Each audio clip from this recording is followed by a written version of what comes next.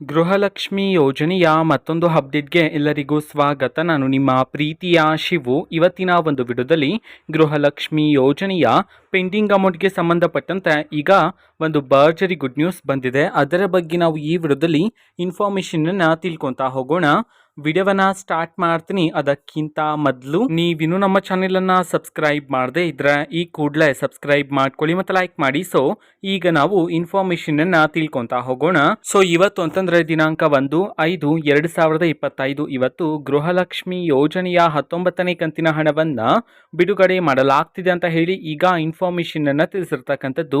ಇವತ್ತು ಯಾವ ಜಿಲ್ಲೆಗಳಲ್ಲಿನ ಮಹಿಳೆಯರಿಗಾದ್ರೆ ಇವತ್ತು ಗೃಹಲಕ್ಷ್ಮಿ ಯೋಜನೆಯ 19ನೇ ಕಂತಿನ ಹಣವನ್ನ ಬಿಡುಗಡೆ ಮಾಡಲಾಗ್ತಿದೆ. ಇದನ್ನ ನಾವು ತಿಳ್ಕೊಳೋದಾದ್ರೆ ಇವತ್ತು ಕರ್ನಾಟಕದಲ್ಲಿರ್ತಕ್ಕಂತಹ 23 ಜಿಲ್ಲೆಗಳಲ್ಲಿನ ಮಹಿಳೆಯರಿಗಾದ್ರೆ ಇವತ್ತು ಗೃಹಲಕ್ಷ್ಮಿ ಯೋಜನೆಯ 19ನೇ ಕಂತಿನ ಹಣವನ್ನ ಬಿಡುಗಡೆ ಮಾಡಲಾಗ್ತಿದೆ ಅಂತ ಹೇಳಿ ಇನ್ಫಾರ್ಮೇಷನ್ ಅನ್ನ ತಿಳಿಸಿರ್ತಕ್ಕಂಥದ್ದು.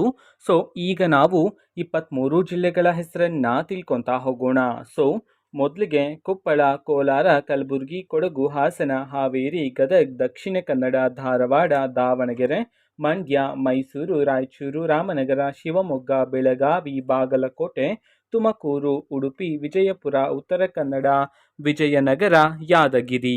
ಈ 23 ಜಿಲ್ಲೆಗಳಲ್ಲಿನ ಮಹಿಳೆಯರಿಗಾದ್ರೆ ಇವತ್ತು ಗೃಹಲಕ್ಷ್ಮಿ ಯೋಜನೆಯ 19ನೇ ಕಂತಿನ ಹಣವನ್ನ ಬಿಡುಗಡೆ ಮಾಡಲಾಗ್ತಿದೆ ಅಂತ ಹೇಳಿ ಈಗ ಇನ್ಫಾರ್ಮೇಶನ್ ಅನ್ನ ತಿಳಿಸಿರ್ತಕ್ಕಂಥದ್ದು. ಸೊ ಇದು ಇವತ್ತಿನ ಒಂದು ವಿಡಿಯೋ. ಇದೇ ರೀತಿ ಗೃಹಲಕ್ಷ್ಮಿ, ಅನ್ನಭಾಗ್ಯ, ಶಕ್ತಿ ಯೋಜನೆ, ಯುವ ನಿಧಿ, ಗೃಹ ಜ್ಯೋತಿ, ಕಾಂಗ್ರೆಸ್ನ ಎಲ್ಲ ಯೋಜನೆಗಳಿಗೆ ಸಂಬಂಧಪಟ್ಟಂತೆ ಇಂಪಾರ್ಟೆಂಟ್ ಅಪ್ಡೇಟ್ಗಳು ನಿಮಗೆ ಈ ಒಂದು ಚಾನೆಲಲ್ಲಿ ಇಮಿಡಿಯೇಟ್ಲಿ ಸಿಗ್ತಿರುತ್ತೆ.